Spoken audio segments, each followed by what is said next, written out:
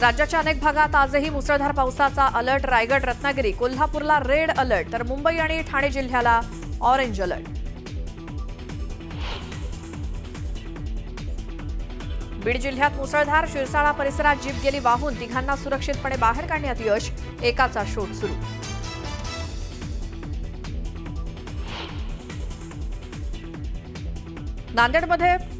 नांदेडमधल्या मुखेडमध्ये सलग तिसऱ्या दिवशी ढगफुटी सदृश्य पाऊस. ढगफुटीमुळे अनेक गावात पावसाचा हाहाकार. पुराचं पाणी शिरल्यामुळे जनजीवन विस्कळीत. सोलापुरात गेल्या आठवड्याभरापासून मुसळधार. सीना नदीच्या पाणलोट क्षेत्रात मोठी वाढ. नदीकाठची शेती पाण्याखाली.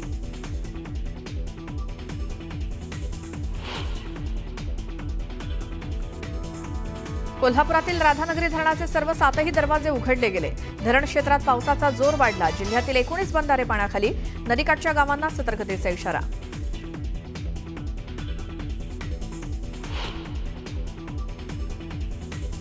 मुंबईमध्ये पहाटेपासून पावसाचा जोर वाढला. दादर सायन्ससोबतच परिसरात पाणी भरण्यास सुरुवात. पावसामुळे वाहतूक धीम्या गतीनं.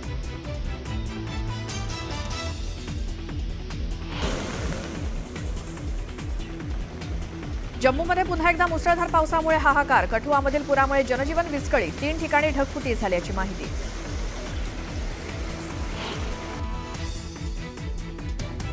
जम्मूच्या कठुआ जिल्ह्यात पुन्हा ढगफुटी. आतापर्यंत 7 जणांचा मृत्यू. तालुक्यातील शाळांना प्रशासनानं दिली सुट्टी. तर वैष्णवदेवी यात्राही करण्यात आली स्थगित.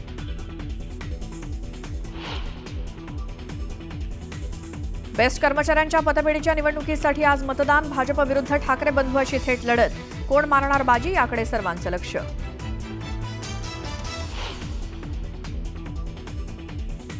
आणि बेस्ट पतपेढी निवडणूक सुरू होण्यापूर्वीच पैसे वाटपाचा मनसेचा आरोप. पाकिटातून 1000 रुपये वाटण्यात आल्याचा व्हिडिओ शेअर करत संदीप देशपांडेंनी केला दावा.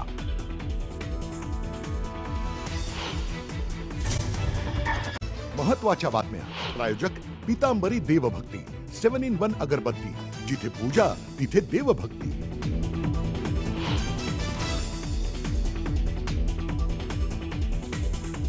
बेस्ट कर्मचाऱ्यांच्या पतपेढीच्या निवडणुकीसाठी आज मतदान. भाजप विरुद्ध ठाकरे बंधू अशी थेट लढत.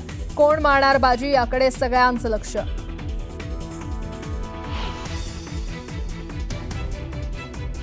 बेस्ट पतपेढी निवडणूक सुरू होण्यापूर्वीच पैसे वाटपाचा मनसेचा आरोप. पाकिटातून 1000 रुपये वाटण्यात आल्याचा व्हिडिओ शेअर करत संदीप देशपांडेंनी केला दावा.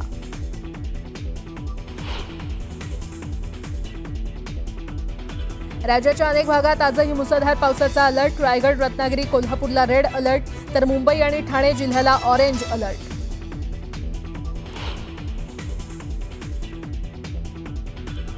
नांदेडमधील मुखेडमध्ये सलग तिसऱ्या दिवशी ढगफुटी सदृश्य पाऊस. ढगफुटीमुळे अनेक गावात पावसाचा हाहाकार. पुराचं पाणी साचल्यानं जनजीवन विस्कळीत.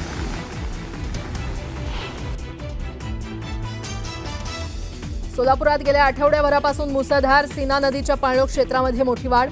नदीकाठची शेती पाण्याखाली.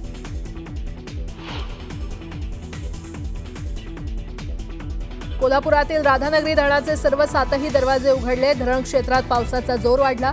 जिल्ह्यातील 19 बंधारेही पाण्याखाली. नदीकाठच्या गावांना सतर्कतेचा इशारा. जम्मूच्या कठुआ जिल्ह्यात पुन्हा ढगफुटी. आतापर्यंत 7 जणांचा मृत्यू. तालुक्यातील शाळांना प्रशासनानं दिली सुट्टी. तर वैष्णवदेवी यात्राही करण्यात आली स्थगित. चीनचे परराष्ट्र मंत्री वांग यी आज भारताच्या दौऱ्यावर. परराष्ट्र मंत्री जयशंकर आणि NSA अजित डोवाल यांच्याशी करणार चर्चा. तर पंतप्रधान मोदींचीही घेणार भेट.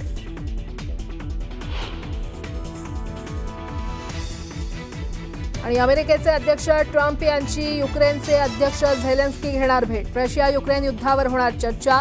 तर जर्मनी, इटली, फ्रान्स आणि इंग्लंडचेही अध्यक्ष असणार उपस्थित.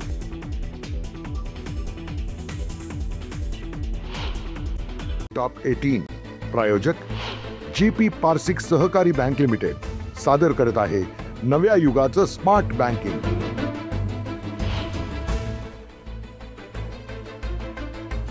राज्यामध्ये 1.5 कोटी लाभार्थ्यांचे रेशनचे धान्य बंद. ई-KYC अभावी पुरवठा विभागाकडून कारवाई.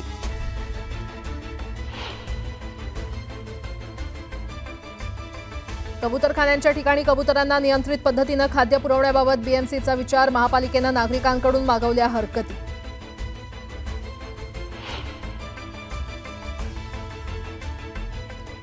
चीननं कमी केला भारतात जाणाऱ्या खतांचा पुरवठा, भारतीय शेतकऱ्यांपुढे खतांच्या तुटवड्याचं संकट.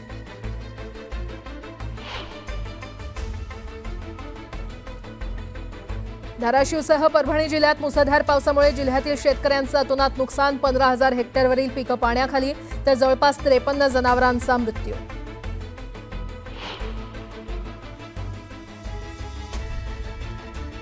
धाराशिवमध्ये एसटीचा अचानक ब्रेक फेल झाल्यानं एसटी कॉम्प्लेक्समध्ये घुसली. एसटी आल्यानं नागरिकांची उडाली धावपळ, 3 दुचाकींचं नुकसान.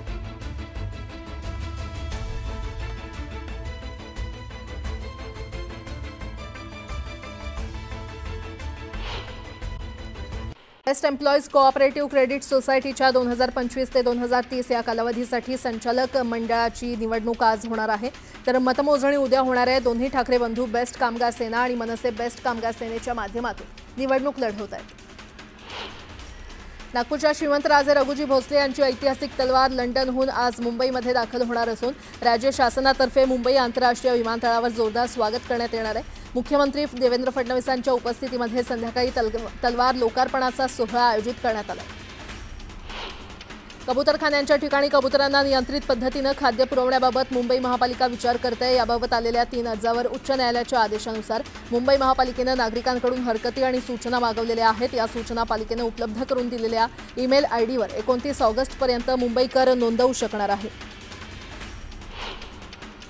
राष्ट्रीय अन्न सुरक्षा अंतर्गत ई-केवायसीची मुदत संपुष्टात आल्यानंतरही राज्यातील 1,44,89,715 लाभार्थ्यांनी नोंदणी केली नसल्याचं समोर आलेलं आहे. त्यामुळे संबंधित लाभार्थ्यांच्या रेशनाचा लाभ तुर्तास बंद करण्याचा निर्णय शासनानं घेतल्याची माहिती सूत्रांनी दिली आहे. बेस्ट एम्प्लॉईज कोऑपरेटिव्ह क्रेडिट सोसायटीच्या 2025 ते 2030 या कालावधीसाठी संचालक मंडळाची निवडणूक आज होणार आहे. तर मतमोजणी उद्या होणार आहे. दोन्ही ठाकरे बंधू बेस्ट कामगार सेना आणि मनसे बेस्ट कामगार सेनेच्या माध्यमातून निवडणूक लढवत आहेत. नागपूरच्या श्रीमंतराजे रघुजी भोसले यांची ऐतिहासिक तलवार लंडनहून आज मुंबईमध्ये दाखल होणार असून राज्य शासनातर्फे मुंबई आंतरराष्ट्रीय विमानतळावर जोरदार स्वागत करण्यात येणार आहे. मुख्यमंत्री देवेंद्र फडणवीसांच्या उपस्थितीमध्ये संध्याकाळी तलवार लोकार्पणाचा सोहळा आयोजित करण्यात आला. कबूतरखान्यांच्या ठिकाणी कबुतरांना नियंत्रित पद्धतीनं खाद्य पुरवण्याबाबत मुंबई महापालिका विचार करते. याबाबत आलेल्या 3 अर्जावर उच्च न्यायालयाच्या आदेशानुसार मुंबई महापालिकेनं नागरिकांकडून हरकती आणि सूचना मागवलेल्या आहेत. या सूचना पालिकेनं उपलब्ध करून दिलेल्या ईमेल आयडीवर 29 ऑगस्टपर्यंत मुंबईकर नोंदवू शकणार आहेत. राष्ट्रीय अन्न सुरक्षा अंतर्गत ई-केवायसीची मुदत संपुष्टात आल्यानंतरही राज्यातील 1,44,89,715 लाभार्थ्यांनी नोंदणी केली नसल्याचं समोर आलेलं आहे. त्यामुळे संबंधित लाभार्थ्यांच्या रेशनाचा लाभ तुर्तास बंद करण्याचा निर्णय शासनानं घेतल्याची माहिती सूत्रांनी दिली आहे. तर आज श्रावणातला शेवटचा सोमवार असल्यामुळे सर्व शिवमंदिरात शिवभक्तांनी गर्दी केली आहे. मुंबईतील प्रसिद्ध प्राचीन बाबुलनाथ मंदिरात सुद्धा भाविकांनी दर्शनासाठी रांगा लावल्या आहेत. पुण्यामध्ये श्रावण महिन्यातील शेवटच्या सोमवारच्या पवित्र पर्वानिमित्तानं 12 ज्योतिर्लिंगापैकी एक असलेल्या श्री क्षेत्र भीमाशंकरची महादेव नगरी शिवभक्तीनं अक्षरशः दुमदुमून गेली आहे. पहाटेपासूनच भीमाशंकरला हजारो भाविकांनी दर्शनासाठी रांगा लावल्या. शेवटच्या श्रावणी सोमवारच्या निमित्तानं मंदिराचा गाभारा आणि सभामंडपाची फुलांनी आकर्षक सजावट करण्यात आली. गणेशोत्सव मंडळांचा मंडप आणि सजावटीचा खर्च दिवसेंदिवस वाढत्या महागाईमुळे वाढलेला आहे. परळ, गिरगाव, दादरमधील काही मोठी मंडळं मंडप सजावटीसाठी 25 ते 30 लाखांपर्यंत खर्च करतात. त्याकरता मोठ्या नेपथ्यकारांना कंत्राट मिळतं. नागपूरमध्ये जिल्हा नियोजन समितीच्या बैठकीचं आज आयोजन करण्यात आलंय. पालकमंत्री चंद्रशेखर बावनकुळे यांच्या उपस्थितीत ही बैठक पार पडणार आहे. नागपुरातील 24 जलकुंभांतर्गत येणाऱ्या परिसरात 36 तास पाणीपुरवठा बंद राहणार आहे.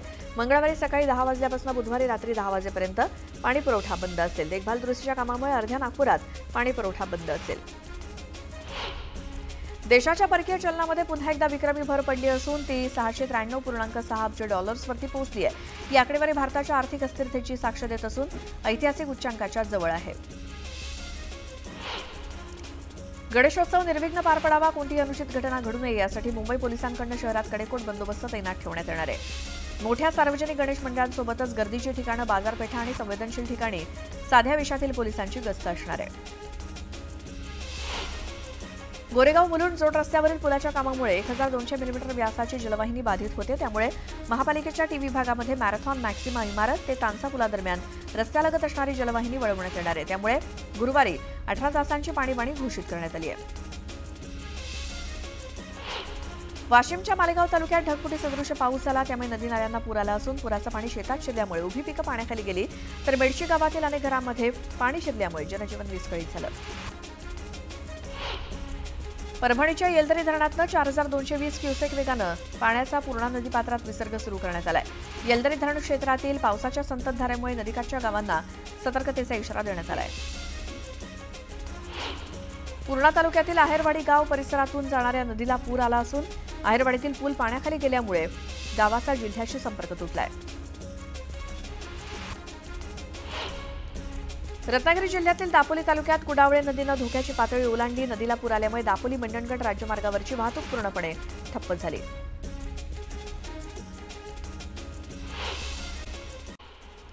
धाराशिवमध्ये एसटीचा अचानक ब्रेकफेल झाल्यामुळे एसटी कॉम्प्लेक्समध्ये घुसली. त्यामुळे नागरिकांची मोठी धावपळ झाली. एसटी मुख्य चौकात असलेल्या कॉम्प्लेक्समध्ये घुसल्यामुळे 3 दुचाकींचं नुकसान झालं.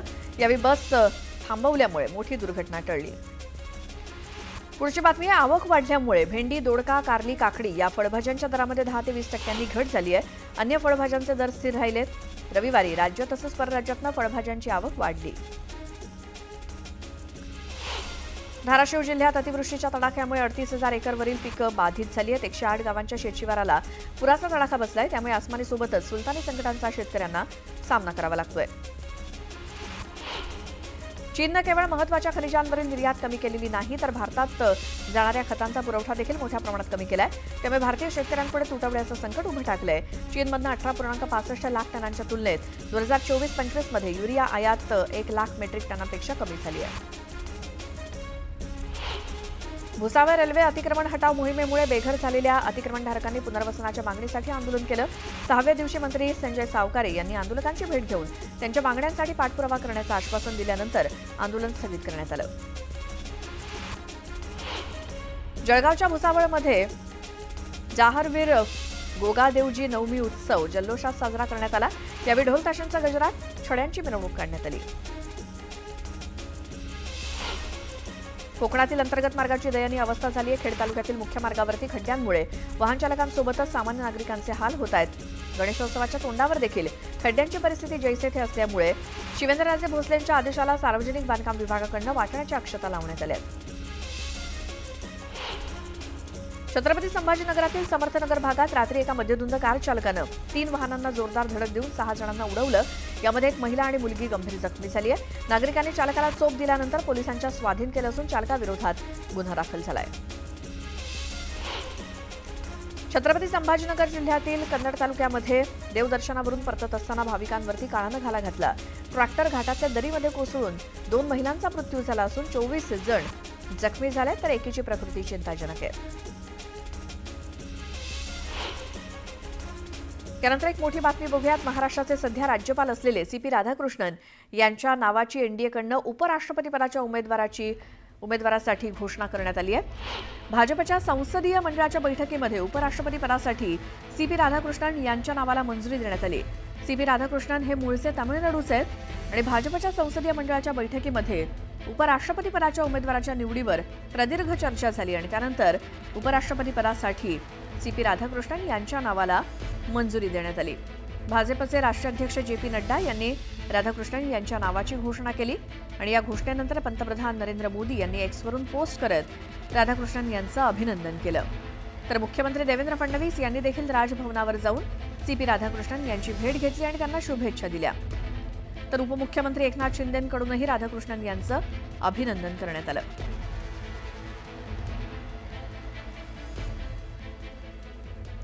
आणखी एक मोठी बातमी बघूयात. महाराष्ट्राचे सध्याचे राज्यपाल CP राधाकृष्णन यांच्या नावाची एनडीएकडनं उपराष्ट्रपतीपदाच्या उमेदवारासाठी घोषणा करण्यात आली. त्यांच्या उमेदवारीनंतर आता राधाकृष्णन यांच्यानंतर महाराष्ट्राच्या राज्यपालपदी कुणाची वर्णी लागणार याची चर्चा राजकीय वर्तुळात सुरू आहे. दरम्यान भाजपकडनं रविवारी उच्चस्तरीय नेत्यांनी उपराष्ट्रपतीपदासाठी पुन्हा एकदा बैठक घेतली आणि या बैठकीत एनडीएचा उमेदवार कोण असणार याबाबत चर्चा झाली.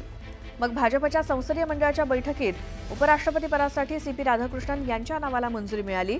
मात्र राधाकृष्णन यांच्यानंतर महाराष्ट्राच्या राज्यपालपदी कुणाला संधी मिळणार याबाबत सुद्धा तर्कवितर्क सुरू आहेत. पुन्हा पाहूयात बातमी 36 जिल्ह्यांची. सोलापूर ग्रामीण पोलिसांनी कारवाई करत दुचाकी चोरट्याला ताब्यात घेतले. या आरोपीकडनं पोलिसांनी 15 दुचाकी जप्त केल्या. जवळपास 7 लाखांचा मुद्देमाल हस्तगत करण्यात पोलिसांना यश आलंय. मस्साजोगचे माजी सरपंच संतोष देशमुख यांच्या हत्या प्रकरणात आज बीडच्या विशेष मकोका न्यायालयात सुनावणी होणार आहे. विशेष सरकारी वकील उज्ज्वल निकम सुनावणीला हजर राहण्याची शक्यता आहे. तर वाल्मिक कराड याच्या जामीन अर्जावर आज सुनावणी होईल. पुण्यातील मुंढवा परिसरात असलेल्या एका पबसमोर स्थानिक आणि पब चालकामध्ये वाद झाला. पबमधील युवक युवतींनी रस्त्यावरती दारू पिऊन धिंगाणा घातल्याचा आरोप स्थानिकांनी केला. पोलिसांनी आम्हाला मारहाण केल्याचंही स्थानिकांचं म्हणणं आहे. तर आम्ही फक्त गर्दी हटवली असं पोलिसांनी सांगितलं.